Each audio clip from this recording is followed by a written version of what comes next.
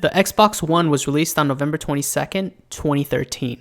However, before its release, Microsoft was getting a lot of negative press due to the restrictions on games and the obvious much higher price of the console when compared to the competition.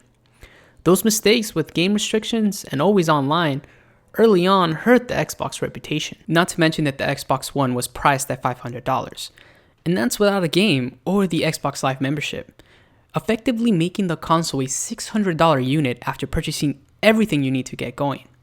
That's partially the reason why I didn't purchase a console on release day.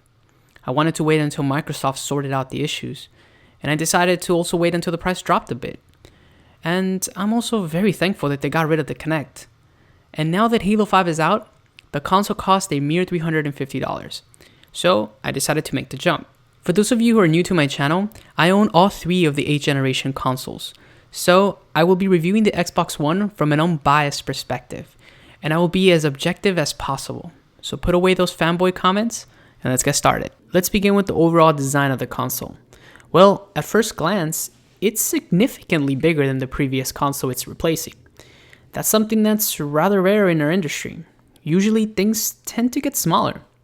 Anyways, the console is big and it really does look like an old VHS player. But I have to confess that the design has sort of grown on me.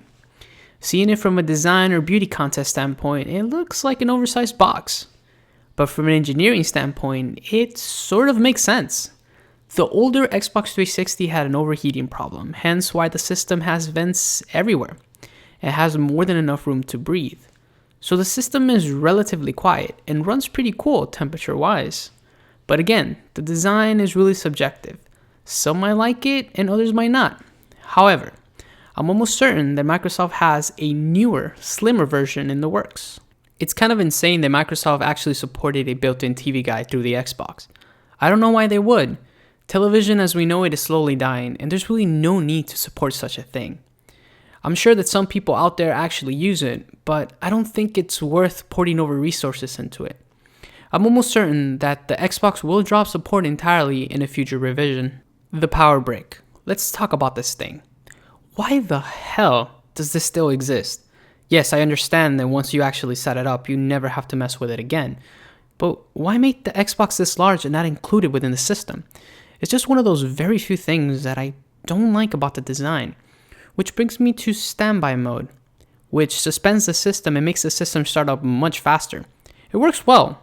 However, the power brick has an internal fan that makes this buzzing noise, and I can clearly hear it when my room is quiet, so it's quite a bit annoying.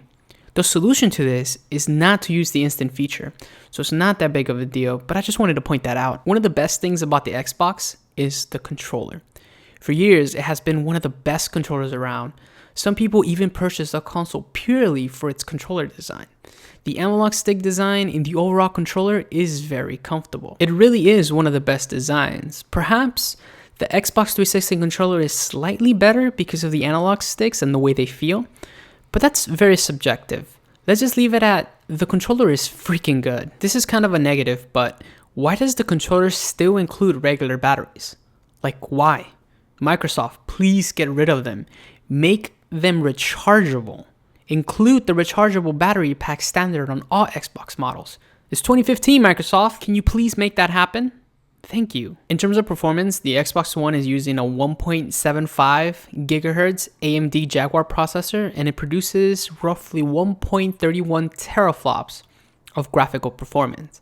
As a reference point, the Xbox 360 was producing roughly 0.24 teraflops, making the Xbox One 5 times more powerful, which is definitely way more powerful than the previous generation. The Xbox 360 had 512 megabytes of RAM, which was great at the time, but rather anemic nowadays. The Xbox One comes with 8 gigs of RAM, which is a big jump. The processor is a custom chipset from AMD, which comes with 8 cores, which will provide more than enough power to run the operating system rather smooth. The first interface was heavily reliant on the Kinect, and it showed, because the interface was very inefficient, very clunky. Thankfully, this past November 12th, the interface received a very, very welcome update that has vastly improved the interface. Things just got faster. Certain tasks were much easier to do now. So overall, the interface looks excellent. they've also recently added backwards compatibility with certain Xbox 360 games. So if that's important to you, well, now you have it. So who's the Xbox for? Well, it's for people who care about their exclusive games, such as Halo, Gears of War, and many others. Now that the Xbox One has come full circle, now we can see it as a viable option, which started the 8th generation on a rocky path due to some horrible internal decisions.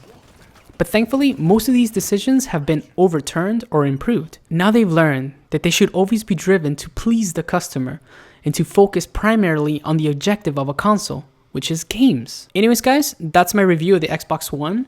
It's a solid console that's definitely improving as time goes on, and the price has also improved since release. Definitely a great console. Anyways, thank you guys so much for watching, and if you guys are interested in the console, I'll provide some awesome deals down below. And as always, I'll catch you guys next time.